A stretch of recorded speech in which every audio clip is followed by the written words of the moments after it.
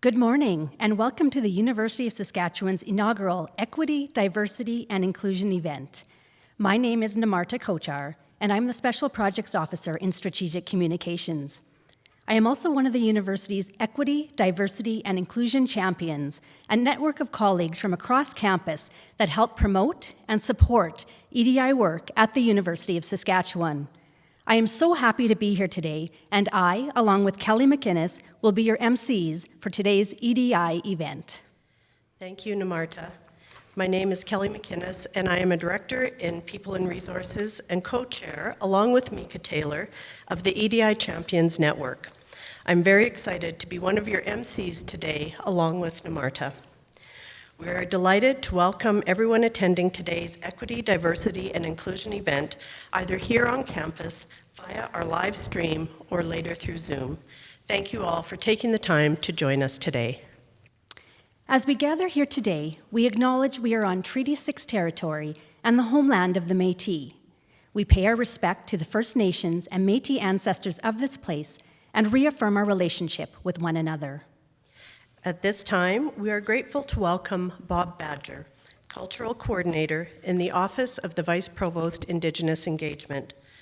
Bob is from Kwakatus First Nation. He was born and raised on Kisikus First Nation, where he spent a great deal of time learning from his great-grandparents. Bob has a Bachelor of Indigenous Fine Arts from the First Nations University of Canada and a Master's of Education, Indigenous Language Revitalization from the University of Victoria. Bob's elders taught him to be humble and to always be respectful of different cultures. He brings this teaching with him to work every day as he helps educate the campus community in their indigenization processes. I would now like to invite Bob to open the event in a good way. Good morning, friends and relatives. I want to say how happy I am to be a part of this this real good event. And I'm going to sing a song that talks about treaties. And I got to know an old man here a few years back. His name was Art Musuman from Mosquito First Nation. And he told me that this song means a lot, you know. And it's a reminder of the signing of the treaties. And the song says, "The Queen gave us a flag that will flutter in the wind forever."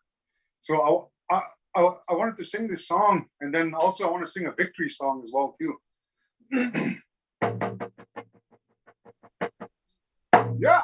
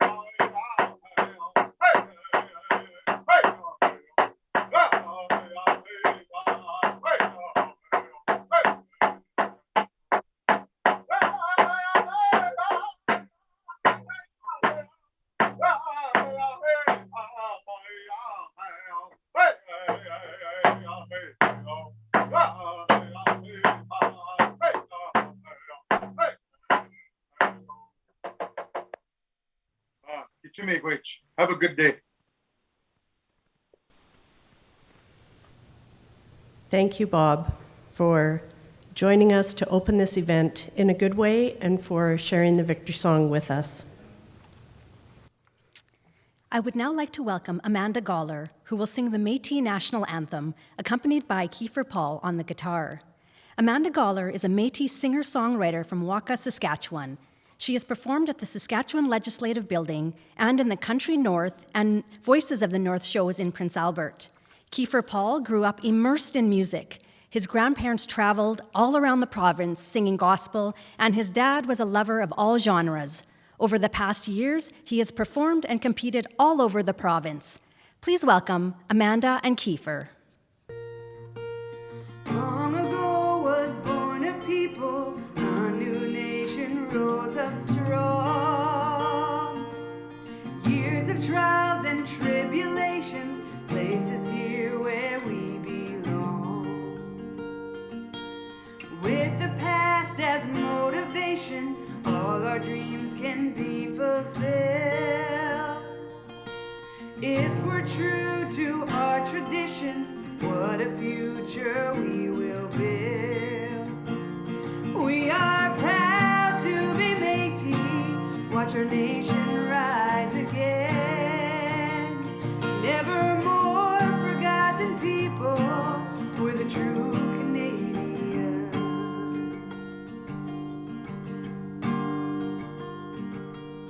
Long ago was born a people, a new nation rose up strong.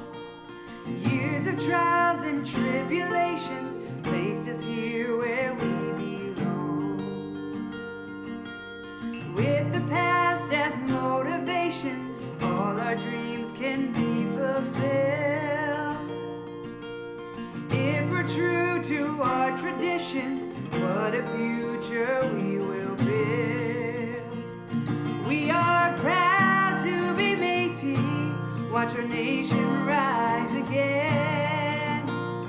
Never more forgotten people, we're the true Canadian. We are proud to be Métis, watch our nation rise again. Never more forgotten people, we're the true Canadian.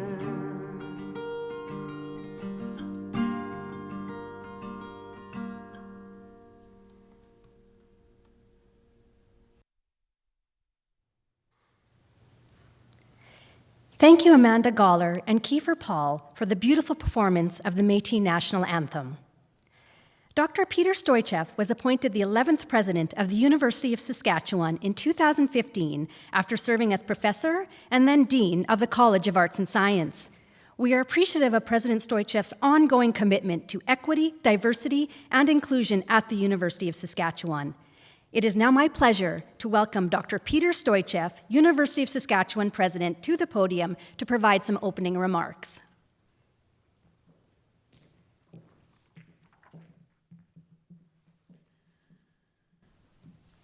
Thank you, Namarta.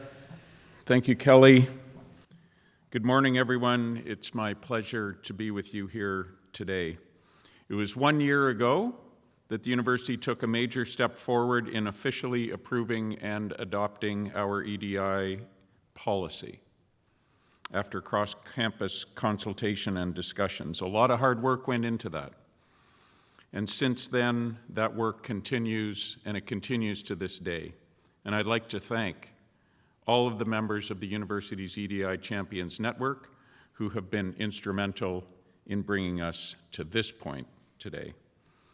Over the past 3 years, significant time and energy has gone into the creation, adoption, and promotion of that EDI policy, and many people across our campus are contributing to our forthcoming EDI strategy and action plan. Today, we'll learn about some of the good work that has taken place to get us to where we are now. We'll highlight some of the initiatives underway in colleges and schools, and we'll discuss progress that we are making on that strategy and action plan. I'm really proud of the cross-campus support that our EDI policy has received. We all, and I stress it, we all have a responsibility to create and nurture a more supportive campus environment and to bring to life the principles of equity, inclusion, human dignity, and Manasitawan, and to reflect them in our daily actions and our daily decisions.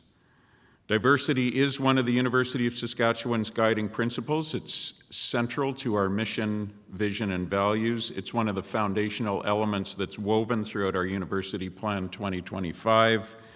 Diversity is at the heart of our vision to be the university the world needs, but without equity and inclusion, diversity cannot thrive. Our students, faculty, and staff do experience racism and discrimination here. They do. Even though our institution has made it clear that we will not tolerate discriminatory or racist behavior in our teaching, learning, and research spaces. The Equity, Diversity, and Inclusion Strategy and Action Plan is our guide to turning values into actions, to changing all of that. Words must be combined with action. That's what it's going to take for there to be real change. There's no better place than a university to take these steps. While we have made significant strides in being the best place we can be for Indigenous students and their communities, as well as providing support for the 2S LGBTQ+ community on campus, and in being a welcoming place for international students and staff finding a home away from home, we also know that we can do much more. And doing more is what our upcoming EDI strategy and action plan will set out for us as we reaffirm our commitment toward an equitable, diverse, and inclusive University of Saskatchewan community. We believe that a strong sense of belonging strengthens our university community, enhancing excellence, inspiring innovation, and championing creativity. Developed in consultation with individuals and groups from across this campus, our plan is an important first step. We need to develop a starting point for the University of Saskatchewan community to use to create a unified understanding of the university's EDI objectives and to align EDI actions across campus. And we have to recommit to reducing barriers to equity, diversity, and inclusivity on campus and in society. That's what a university can do. We recognize that nurturing a sense of belonging within the University of Saskatchewan's work and learning environment is a vital contributing element to the achievement of research and academic excellence and community impact.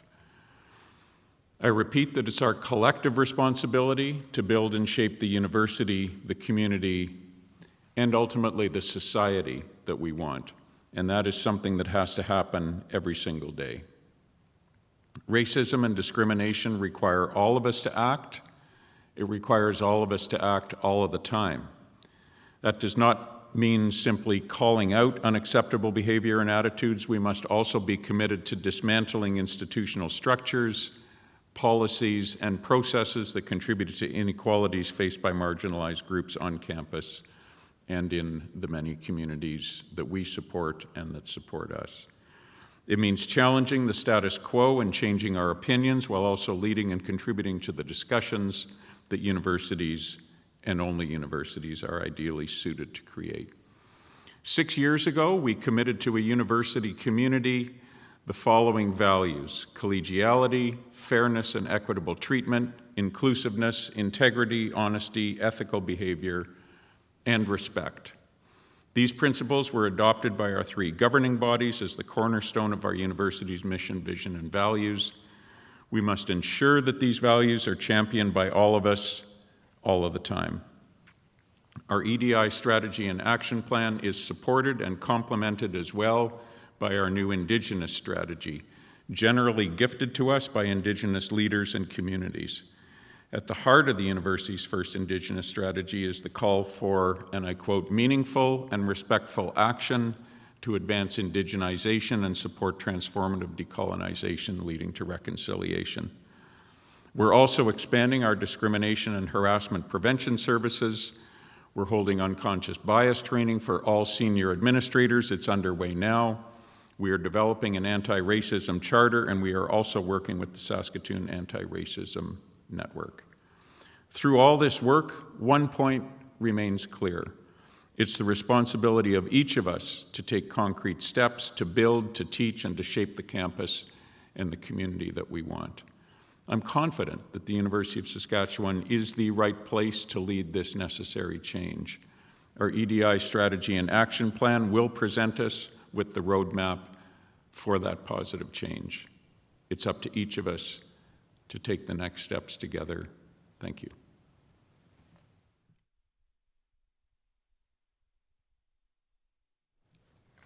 Thank you, President Stoicheff, for those opening remarks. As was mentioned earlier, as part of the university's EDI initiatives, the EDI Champions Network was established. This group of champions, with representation from across campus, assists in sharing messages, collecting feedback, engaging members of the USask community in the university's EDI work. Today's inaugural event is an initiative of the EDI Champions Network, and I offer special thanks to the EDI Event Subcommittee for their help in organizing today's event. Today's event, from policy to implementation, is to recognize and celebrate initiatives that support and advance equity, diversity, and inclusion at the University of Saskatchewan. Today, we will hear USask EDI scholar and student perspectives and get an update on the EDI strategy and action plan. Attendees will also have the opportunity to participate in a conversation circle with a group of your campus community members for an interactive conversation about EDI in your workplace and/or place of study and what you can do individually to advance EDI. We will also hear from Dr. Melinda Smith, Vice Provost, Equity, Diversity, and Inclusion from the University of Calgary as this year's virtual keynote speaker, followed by a Q&A moderated by Dr. Verna St. Dennis, Professor in Educational Foundations and Special Advisor to the President on Anti-Racism and Anti-Oppression at the University of Saskatchewan. Today's event will be live-streamed right here at the link provided. Later in the afternoon, we will switch over to Zoom, where the conversation circles and keynote presentation will be delivered. Those who have registered for the event will have received a link and password to the Zoom sessions. It is now my pleasure to introduce today's first presenter, Dr. Angela Jaime, Interim Vice Provost, Indigenous Engagement at the University of Saskatchewan. Dr. Jaime has been teaching and consulting in the areas of diversity, equity, inclusion, anti-racism, and social justice for the past 25 years. Her areas of research are in Native women and their experiences in higher education, Indigenous education, stereotypes and generalizations of race, culture, and gender within education. She promotes social justice by critically examining systems of oppression, discrimination, and assimilation of people of color in higher education. Most importantly, she is a mother of 2 amazing boys. Dr. Jaime's presentation, titled Weak Sauce, Challenging the Fluff of EDI, will be about questioning the narrative of digestible concepts of EDI. How do we challenge and dismantle structures to make EDI work become spicy hot sauce instead of weak sauce? Dr. Jaime will leave time for questions at the end of her presentation. Please email events@usask.ca, that is events@usask.ca, with any questions that you have. We will select a few from the submissions and ask Dr. Jaime following her presentation. Please welcome Dr. Angela Jaime. Good morning. This is so weird to be in here without anyone sitting in front of me. It's a massive hall, older building on campus, and one of the few times I've been on campus. Thank you so much for inviting me to speak today. I want to thank Bob Badger for sharing, starting us in a good way. I'm so grateful to him as part of our team at the OVPIE. And I've learned so much, so thank you for that, your guidance. I want to thank my ancestors and my relatives for giving me, my family for giving me the strength and setting me on this path. It's been a long road, and I appreciate all the support that they've given me. My ancestors walk with me every day. I'm Pitt River, and I'm Valley Maidu from Mount Shasta region of Northern California. I grew up in Oregon. I was born in Northern California, but raised in Oregon. And today I'm going to talk to you about Weak sauce, challenging the fluff of EDI and shifting the center. And really thinking about how do we challenge the fluff, and we'll talk about that a little bit later. But really, the ultimate goal here is to think about shifting the center. How do we shift the conversation from making people feel comfortable or feeling like we have to explain everything as Indigenous people or people of color, and really getting to the hardcore conversation. This should be uncomfortable. This is uncomfortable for people of color and Indigenous people every day. So a little bit about my story. I've started on this path. I was a terrible high school student. I was at the high school today with my 15-year-old who refuses to go to every class and does what he wants because he has a strong spirit. And I had to tell the vice principal, I was a terrible high school student. I hated school. I just wanted to get out. And I wasn't sure why I wasn't engaged in school. But if it really weren't for sports, I probably would have dropped out early. And so when I think about the road that my two sons have traveled and the road of Indigenous students coming behind me, I think about how and why I do this work, the things that I've learned. And it's been so important to have mentors and influential people in my life saying it's okay to stumble, it's okay to fall off the path, but it's not okay to not try and get back on. And so that has been the ongoing mission for me as a scholar, is to think about how hard this work is and what I need to do when it gets too hard and to stumble around, but to find my way and to know that it takes a team and it takes a village, if you will, to quote Hillary Clinton, that it takes all of us together to do this work and to help each other, not to do this in a silo.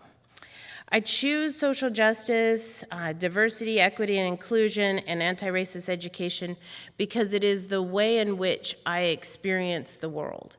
Through that lens of Indigenous ways of knowing that my ancestors, my community, my family have taught me and embedded in me, my whānau from New Zealand who have taught me so much over the years about how to see the world through a different lens and in a different way, has been incredibly important in how do I help others to just be better, to constantly be better, to never think about sitting silently or to sit in a stagnant way. We don't live in a vacuum.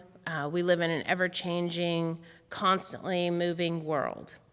And so that has been the choice that I have made to follow that path, to follow the path that I look towards those scholars like Verna St. Denis, who's been an amazing support since I've been here. Dr. Ottman, who I spent many, many hours with over the last year, learning about this institution, about Canada, and about what it means to be an Indigenous leader. Those two have been really instrumental in my work. The reason that I do this work is for my kids, first and foremost. Always about what I see in their eyes. It's about the 7 generations of people who've come before me, my Indigenous ancestors and community, and the 7 generations behind me. And how do we continue to push forward and to just be better? Our journey today is going to take us on a lot of different roads, different twists and turns. I wanted to have a catchy title, and of course my team was really great about supporting me on that. Mika Taylor has an amazing way with words and has helped me with that abstract, so I thank her for giving me that strength today. We're going to talk about an explanation. We're going to talk about terminology, social constructs, intersectionality and how important that concept is in all the work that we're doing, systematic oppression and how we dismantle that, equity, diversity, and inclusion, diversity, equity, and inclusion, and indigenization, dismantling the systems of oppression around us, and that there is no recipe for this, and the hard work ahead of us it mounds. So weak sauce, fluff, and shifting the center. Let's talk about the fluff first.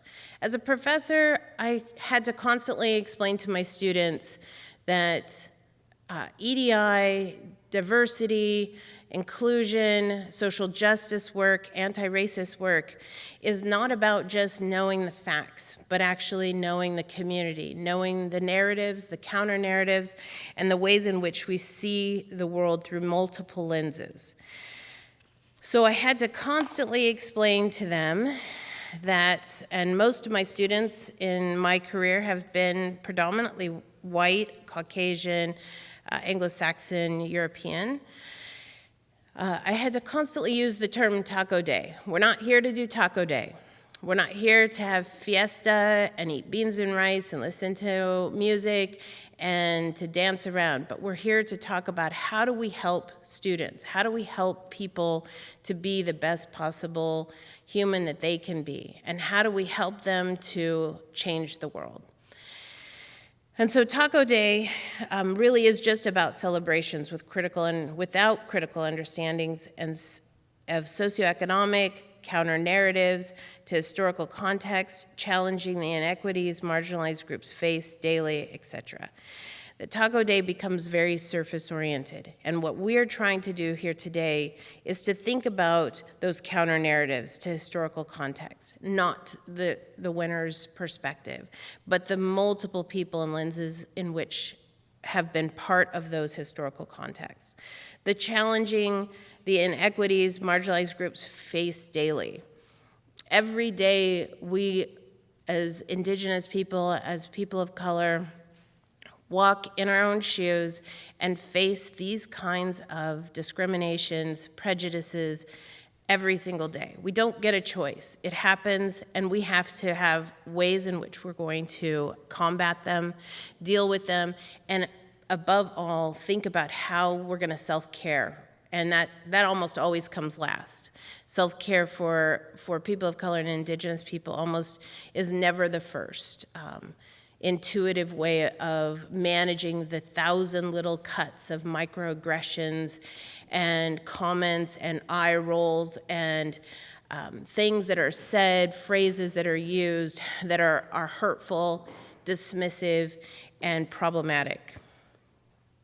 And so we don't want a feel-good equity, diversity, and inclusion policy.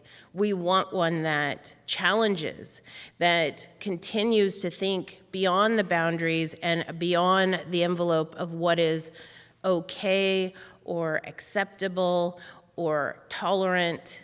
We want one that is challenging.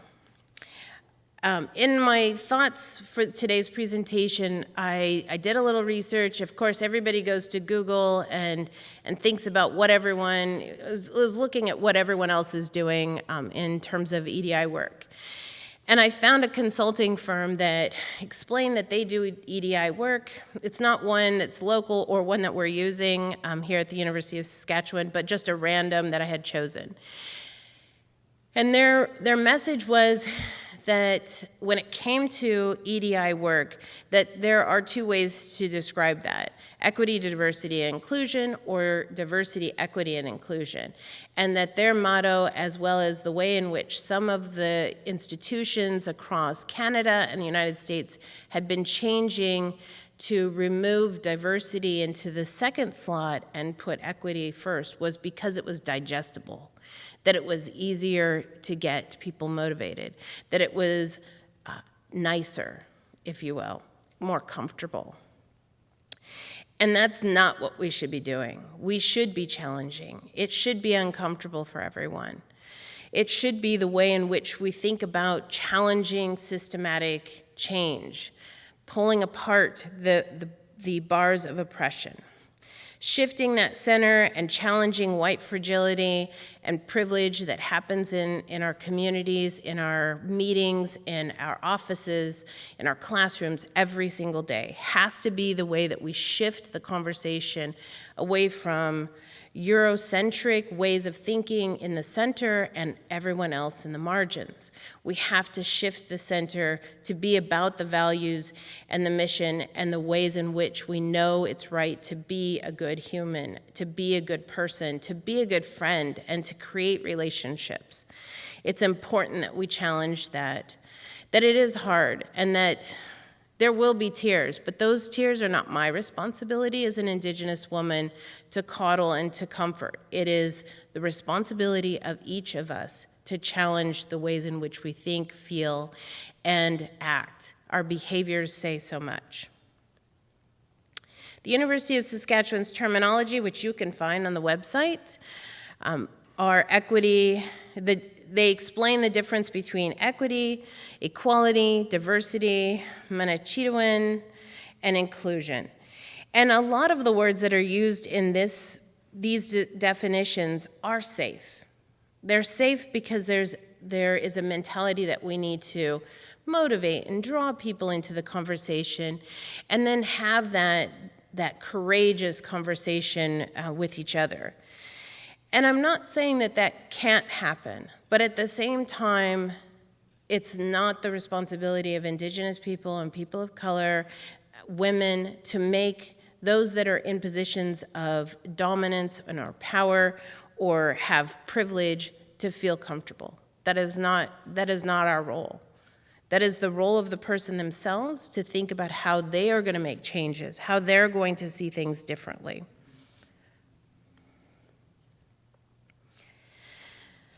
So some of the things that we'll talk about today seem a little bit elementary, but I think need to be said out loud, especially when we're having these conversations over and over.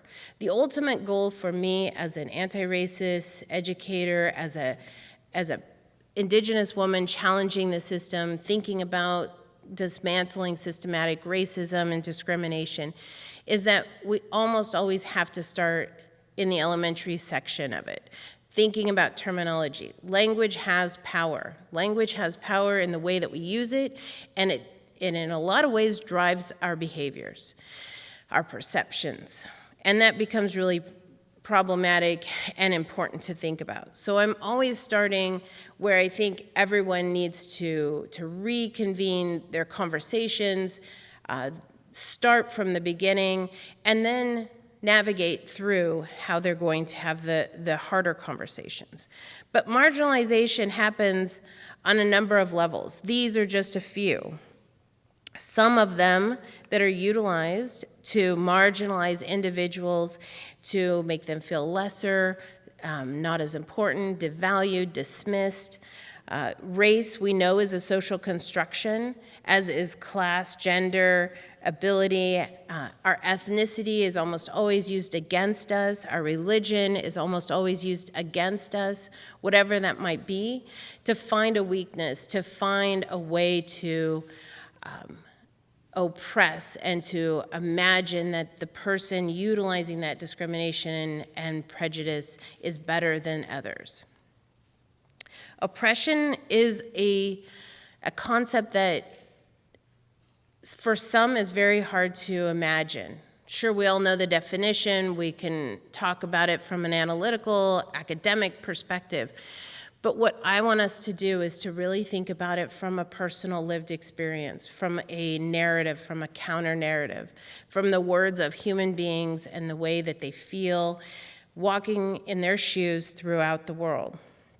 We do this through first understanding what intersectionality is. We have to have understanding. Intersectionality is a way to understand and analyze the complexity in the world, in people, and in human experiences. That is incredibly important, to understand the human experience, all human experiences, not just the one that's written in the history books or the one that is dominant and is louder. We have to understand all human experiences. The events and conditions of social and political life and the self can seldom be understood as shaped by one factor, not just one factor. They are generally shaped by many factors in diverse and mutually influencing ways. Multiple experiences in the world has shaped me to be the person I am today, as will multiple experiences that I have today and in the future continue to shape the way I think, the way I behave, the way I act. We are all part of that. Everyone is thinking through those experiences, how it impacted us, how it made us feel, how we think about different concepts. New theories are being developed. We are human beings, and we continue to learn every single day. That's what makes us unique, separate from others, separate from just your computer in front of you. We constantly learn. When it comes to social inequality, people's lives and the organization of power in a given society are better understood as being shaped not by a single axis of social division, be it race or gender or class, but by many axes that work and influence each other. Intersectionality as an analytical tool gives people better access to the complexity of the world and of themselves. The complexities. We are complex beings, no different from one person to the next. We are very complex, and to understand how we're influenced from multiple lenses and multiple experiences has to be where we start. Marilyn Fry is a scholar in the States who I've used in multiple classes, multiple situations. And she has this amazing metaphor about the birdcage. One can study the elements of an oppressive structure with great care and goodwill without seeing the structure as a whole, hence without seeing or being able to understand that one is looking at a cage. The comment continues to go on to explain the cage. What is the cage? If the bird is in the cage and is trapped inside of the cage, and we focus on one wire of the cage, we see only the wire and the structure of that one wire. And we ask ourselves, why can't the bird get out if it's just the one wire? But when we step back and see the entire structure, the cage in of itself, we then start to understand why the structure is holding the bird, why the bird can't get out. And each one of those wires, each part of that construction is about containing, oppressing, keeping in the bird. It's not enough to just open the door and try to entice the bird to leave the cage.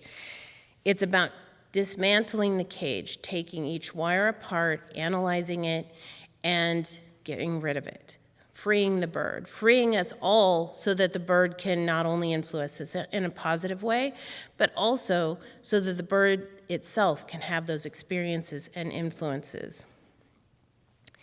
It's important for us to understand how oppression works, how it oppresses individuals. It keeps us small. It keeps people in their place so that there is no change, so there is no systematic change.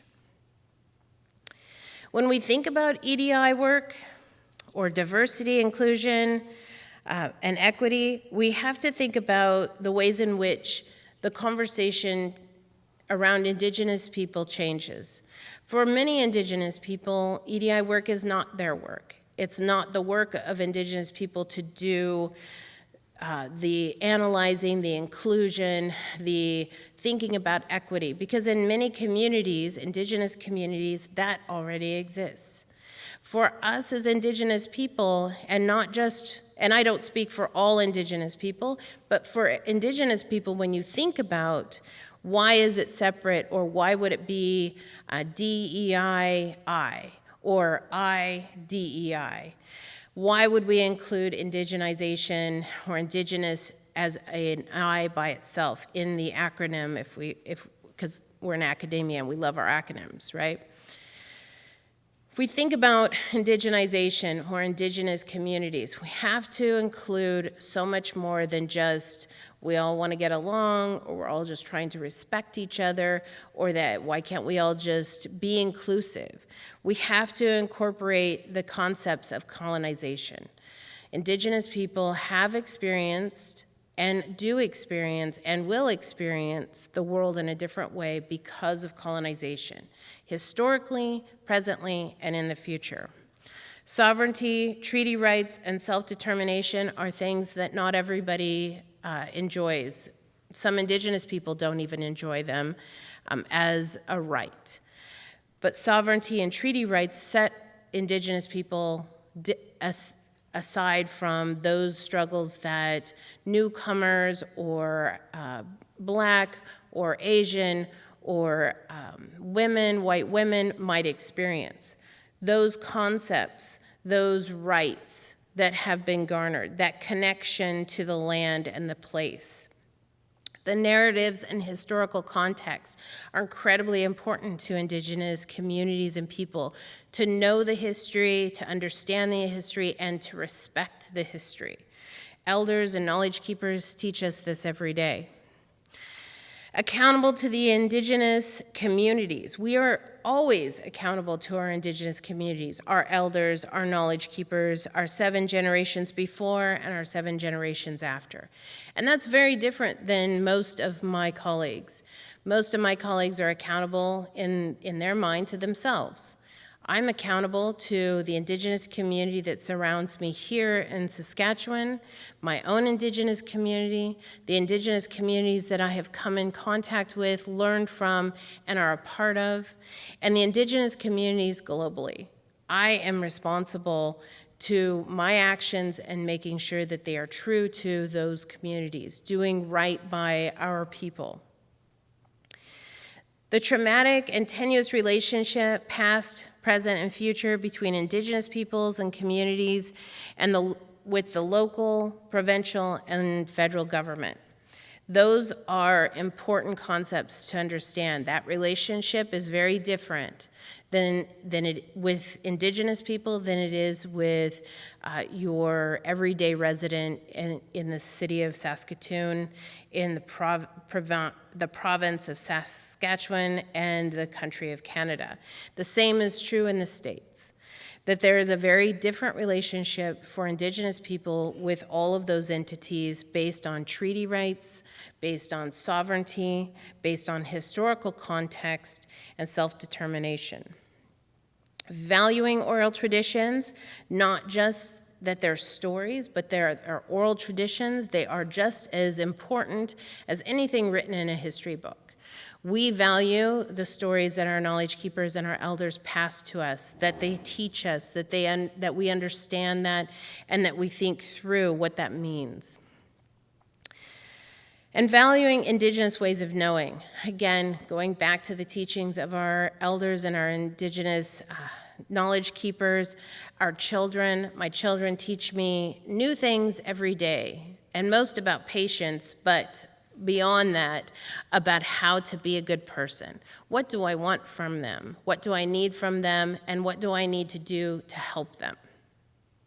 So when we think about diversity, equity, and inclusion, we have to include indigenization, Indigenous communities, as another way of understanding the world, understanding the multiple experiences that are occurring within the world, and how do we make sure that this is a place inviting, welcoming, and respectful of Indigenous people, as well as all people.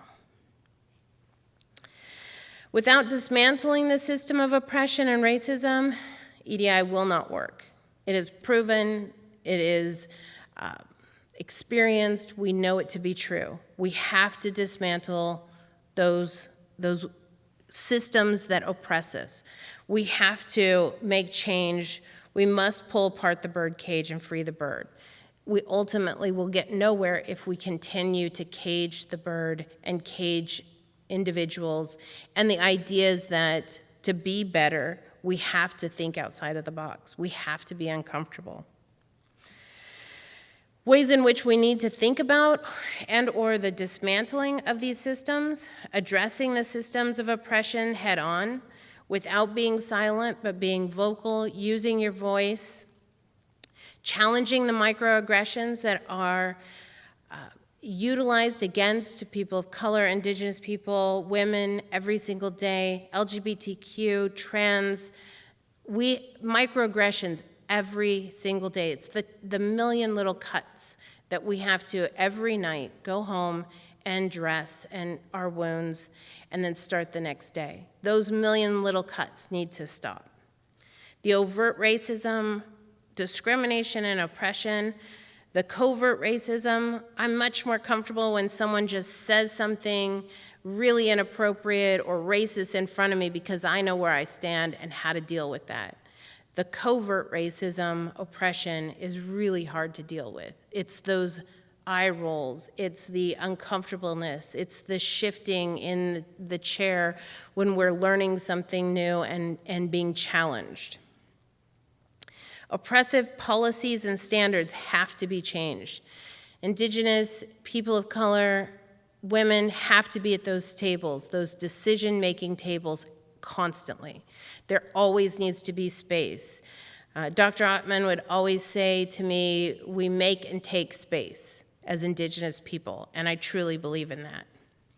Calling it out, not sitting silent, being okay with having a side conversation as a collegial, professional courtesy, but knowing that that may be the last time that you have that courtesy, that someone's telling you, hey, that's just not a cool thing to say, it's really hurtful, I didn't like it when you said that because it made me feel dismissed, marginalized. Making space and passing the mic, creating spaces where Indigenous voices, people of color, women have the opportunity to speak and to say their mind and to listen, to be good listeners, to think through what's being said, not to react or to be defensive, but to seriously be the critical listener that we need in our society. Challenging the canon. The best example I can think of, not the best, but one of the best examples I've used with my students in the past when challenging the canon, especially when it came to students who wanted to be English teachers or social studies teachers, or any teacher for that matter, thinking about what the traditional, if you will, literature was, what were the novels that were being used in your own classrooms, and challenging that just because it's a classic or deemed as a European or Eurocentric classic doesn't mean that it's right. Literature has many things to teach us, and it doesn't have to be from the canon, the dominant narrative. We need those counter-narratives in the classroom. We need those counter-narratives in our lives. Checking your privilege at the door, realizing we all have privileges, varying levels of privilege, but knowing that you've got to check that at the door and come into the room and not be defensive, not imagine that this is a personal attack on you or your community or your people, but that this is an opportunity to engage and learn and think through what others are feeling. Counter-narratives, hearing those counter-narratives. And above all, acknowledging your benefits. There's an old movie, my students would say it's a really old movie, but it was done in the 80s, not that old. And it's one that I'd used several times in class, and it's called Skin Deep. And it's a movie about these college students who were brought together from across the United States to a recreation camp to talk about race. White, Black, Asian, Indigenous, Latino, Chicano, brought together in the same room to have these conversations. And one of the biggest learning I had from that experience was a Black woman stood up and said, I don't need you as white people to acknowledge that or to apologize to me for what your parents did or what your grandparents did or slavery. Don't apologize to me because that's not on you. But what she said was she needed them to acknowledge that they still benefit from slavery, benefit from prejudice, discrimination, racism, benefit continuously now from those acts, that behavior? And in that way, how do we challenge it? Acknowledge it and understand how do you challenge those benefits. Everyone should have the benefits. So to think about this in a holistic way, I've always told my students there is no recipe. Okay, it's not a recipe that can be passed on and said, here's the lesson plan, here's the way to do it, here's how you be a good leader. It's a constant struggle. It's something that we have to do every single day. We have to think through what that hard road ahead will look like. We need to think about a policy that for equity, diversity, and inclusion. We need to think about a policy that we can sponsor, that we can all get behind and we can be comfortable in thinking about, you know what, this is going to make me uncomfortable, but I'm willing to do the hard work. An action plan we can learn from, share, and understand, and embed in all the things we do. And an implementation strategy we can all support. Ways, even if they're small steps, which will be more sustainable than trying to make big leaps and gains. We need to think about how do we create this implementation strategy of diversity, equity, and inclusion in a meaningful, sustainable way. And then we have to be constantly vigilant. Every single day, people of color, Indigenous people are vigilant every single day. It is absolutely exhausting. So come and join us and start to think about how you can be vigilant every single day, calling it out on your colleagues when they say something inappropriate, thinking about what language you're using, what you're projecting, and your own behaviors. How do you be engaged when there's conversations like this happening? Put the computer away, put the phone down, let them see your eyes and know that you're listening to them. That's incredibly important. And so with that, I do thank the EDI champions for inviting me today. I appreciate the opportunity to have space to be able to talk about weak sauce and the fluff of EDI and how do we challenge it and think about looking at shifting the center in our discussions. And I will open it up to questions that maybe we have. It's so weird. It's so quiet in here. I need to thrive off of your faces. There's Kelly's face. Yeah. Anyways, thank you so much, Angela, for that provocative presentation. And we do have one question about discomfort and being uncomfortable.